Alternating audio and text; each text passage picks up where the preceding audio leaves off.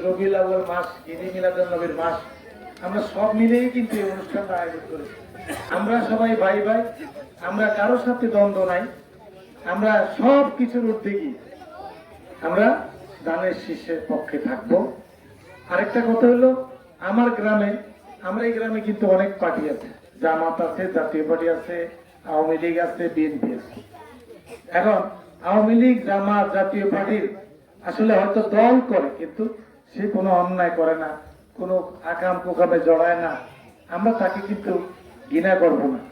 যে অপরাধ করেছে, যে এই 17 বছর মানুষকে কষ্ট দিয়েছে, আমরা শুধু তাদের বিষয়ই আমাদের বক্তব্য যে তাদেরকে আমরা ক্ষমা করতে পারবো না, তাদেরকে আমরা আমাদের সহযোগী করতে পারবো না, আমাদের কাছে আসতে দেব না।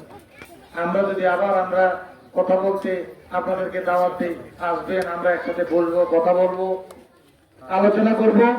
আলোচনা করলে কিন্তু আসলে সমস্যার সমাধান হয়। কোনো সমস্যা গ্রামে ঘটলে, ইউনিয়নে ঘটলে, আমরা যদি সবাই এভাবে বসে আলোচনা করি, তাহলে অবশ্যই সমস্যার সমাধান হবে। দূর থেকে বসে বসে আমি আপনার সমালোচনা করলাম, আপনি আমার সমালোচনা করলেন, এটা কিন্তু ঠিক না।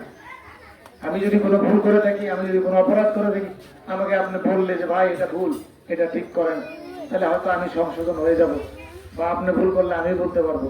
কিন্তু দূর থেকে কেউ কাউকে কটূক্তি করবো না, কেউ কাউকে হিংসা করবো না, কেউ কাউকে খারাপ কিছু বলবো না। এটা হলো আমাদের প্রথম কথা। আমরা মানুষ হিসেবে বাস করতে চাই, সবাই যেন আমরা ভাই ভাই হিসেবে থাকতে চাই। আজকে আমি এই সভার সমাপ্তি ঘোষণা করব এবং আপনাদের কাছ থেকে বিদায় নেব। আসসালামু আলাইকুম ওয়া রাহমাতুল্লাহি ওয়া বারাকাতুহু। তবে আমার তো